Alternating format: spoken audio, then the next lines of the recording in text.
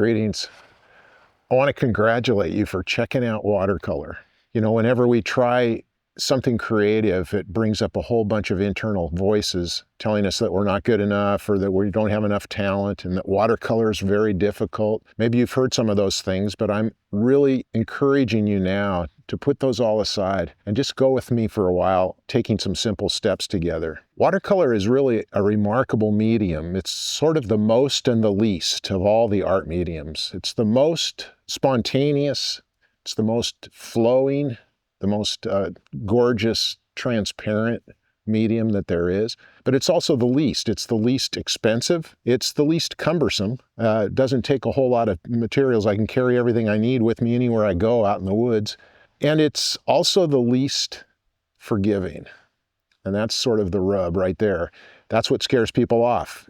They've been told that watercolor is really hard because you can't erase it. Once you put some paint down on the paper, it's there. In this course, we'll be using some strategies to help us handle that fear of making a mistake, that pressure that we put on ourselves to be perfect. One of the strategies we'll try is to start a number of paintings at the same time rather than focusing all our energy on making one little piece of paper come out exactly right.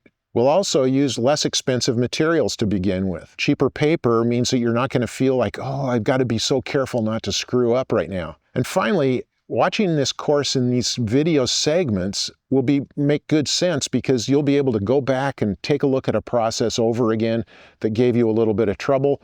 You could try it over and over and over again and nobody's going to know. It's just between you and me and that piece of paper. Aw, some little babies coming out.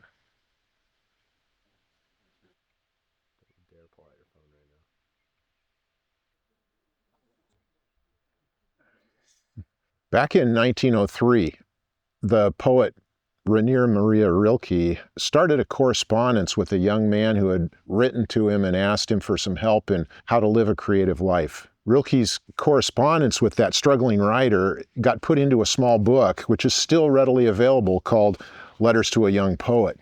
Rilke's suggestions to this young poet are so timeless that it's sort of become a self-help book for artists. I think that's why it's still available so easily. I'd encourage you to get a copy, but until then, here's a few things that Rilke talks about. One is that you must not compare yourself to others. Another is to work on what you know, work on what you truly love. Rilke encourages us not to observe ourselves too closely. Don't be too focused on your own effort and your own perfectionism, but rather just let it happen.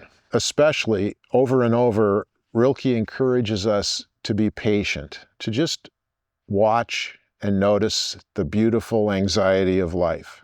When we take a risk and we decide to be creative, we focus all our energy and concentration on doing some creative project. Whether it's a painting or writing a poem or gluing some leaves onto a piece of paper, it tends to bring up a whole series of voices of anxiety and fear. We might find ourselves all the way back in first grade, where a teacher or a classmate looks at something we've done and says, "What is that supposed to be?" Once you hear that external voice of judgment, then the internal voices are even stronger. Well, I'm no artist. What am I doing? Why did I even try to think that I could do this? Who am I? Everybody else is more talented than I am. The power of Rilke is that he points out that every creative person goes through this over and over again, every time we start a new project. And so as we give it another try, as we keep showing up, get out another sheet of paper, try another painting, it's helpful to have a wise traveler like Rilke along with us to encourage us to be patient and to just notice that messy process of our own becoming as we work on our creative selves.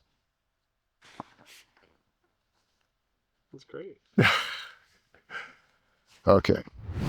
Hi, I'm Bob. Thanks for watching this video. I hope you'll go by my website at watercolorwithbob.com. That's where you'll find an interactive outline of the whole course. You can also share your work with me and your fellow students.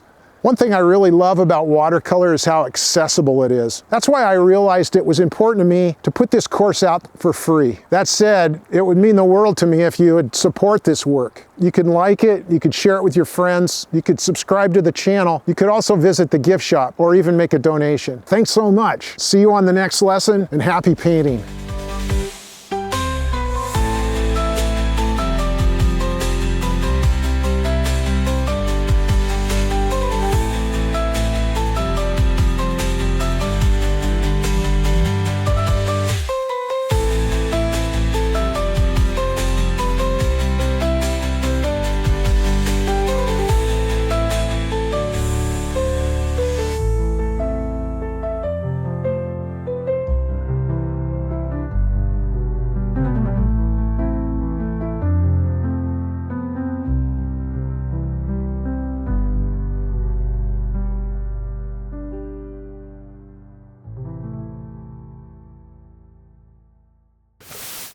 Nice going, Bobby.